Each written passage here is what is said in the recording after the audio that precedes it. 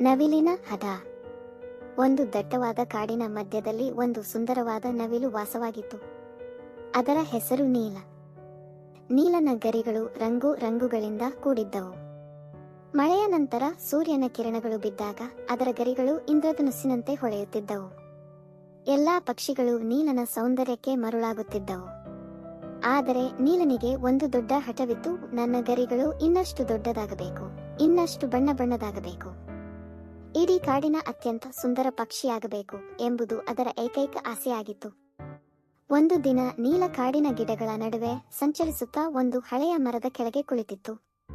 ಅಲ್ಲಿ ಒಂದು ಬುದ್ಧಿವಂತ ಕಾಗೆ ಕೂತು ಏನನ್ನೂ ಯೋಚಿಸುತ್ತಿತ್ತು. ನೀಲನನ್ನು ನೋಡಿ ಕಾಗೆ ಕೇಳಿತು, ಏನು ನೀಲ, ಇಂದು ಏಕೆ ಇಷ್ಟು ಚಿಂತೆಯಲ್ಲಿದ್ದೀಯಾ? ನೀಲ ಹೇಳಿತು, ನನ್ನ ಗರಿಗಳು ಇನ್ನೂ ದೊಡ್ಡದಾಗಬೇಕು, ನಾನು ಎಲ್ಲರಿಗಿಂತ ಹೆಚ್ಚು ಸುಂದರನಾಗಬೇಕು.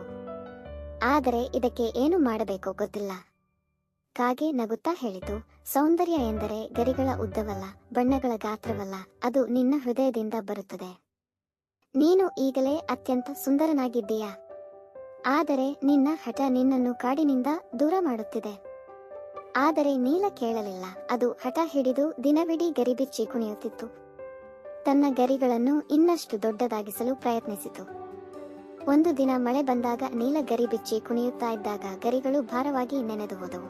ಅದು ಓಡಾಡಲು ಸಾಧ್ಯವಾಗದೆ ಬಿದ್ದು ಬಿಟ್ಟಿತು. ಗರಿಗಳು ಮಣ್ಣಿಗೆ ತಗುಲಿ ಕೊಳಕಾಗಿ ಹೋದವು. ಅದೇ ಸಮಯಕ್ಕೆ ಕಾಡಿನ ಇತರ ಪಕ್ಷಿಗಳು ಬಂದವು. ಗಿಳಿ, ಕೋಗಿಲೆ, ಕಾಗೆ ಎಲ್ಲರೂ ನೀಲನ ಸುತ್ತ ಸೇರಿದರು. ನೀಲ, ಏನಾಯ್ತು ಎಂದು ಕೇಳಿದರು. ನೀಲ ದುಃಖದಿಂದ ಹೇಳಿತು, ನನ್ನ ಹಠದಿಂದ ನನ್ನ ಸೌಂದರ್ಯವೇ ಕಳೆದು ಹೋಯಿತು. ನಾನು ಎಲ್ಲರಿಗಿಂತ ಸುಂದರನಾಗಬೇಕೆಂದು ಯೋಚಿಸಿ ನನ್ನನ್ನೇ ಕಳೆದುಕೊಂಡೆ. ಕಾಗೆ ಮುಂದೆ ಬಂದು ಹೇಳಿತು, ಈಗ ತಿಳಿಯಿತೆ. ನಿಜವಾದ ಸೌಂದರ್ಯ ಎಂದರೆ ಸಂತೋಷದಿಂದ ಇರುವುದು, ಇತರರೊಂದಿಗೆ ಹಂಚಿಕೊಳ್ಳುವುದು. ಹಠದಿಂದ ದೊರೆಯುವುದು ಕೇವಲ ದುಃಖ ಮಾತ್ರ. ನೀಲ ತಲೆ ತಗ್ಗಿಸಿ ಕೇಳಿತು. ಮರುದಿನದಿಂದ ಅದು ಹಠ ಬಿಟ್ಟಿತು. ಗರಿಗಳನ್ನು ಸ್ವಚ್ಛಗೊಳಿಸಿ ಸ್ನೇಹಿತರೊಂದಿಗೆ ಆಟವಾಡಲು ಶುರು ಮಾಡಿತು. ಮತ್ತೆ ಮಳೆ ಬಂದಾಗ ಅದು ಗರಿಬಿಚ್ಚಿ ಕುಣಿಯಿತು. ಆದರೆ ಈಗ ಅದು ಸಂತೋಷದಿಂದ, ಹಠದಿಂದಲ್ಲ. ಎಲ್ಲಾ ಪಕ್ಷಿಗಳು ಅದರ ಕುಣಿತ ನೋಡಿ ಆನಂದಿಸಿದವು.